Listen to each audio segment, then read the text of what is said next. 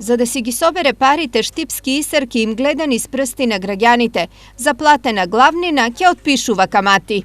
Ние како јавно предпријатие донесовме на одлука да сите граѓани на град Штип да можат своите долгови кон јавното предпријатие да ги плаќаат без камата со претходно склучен договор овде во нашето јавно предпријатие.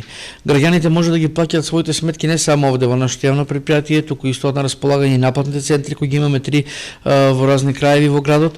Исто така можете преку нашите реонски инкасатори, истото тоа може да го сторат во банка или во поштата. Ова би требало од една страна да ја наполни сметката на Исар, а од друга да го намали товарот врз граѓаните, кои досега сметките не можеа да ги платат, па долгот им се зголемил за неколку пати. Оваа поволност во однос на опростувањето или бришењето на каматата посебно апелирам да искористат граѓаните кои што имат за наплата побарувања од јавното предпријатие Исар, кој што веќе е дадено за реализација кај извршителите.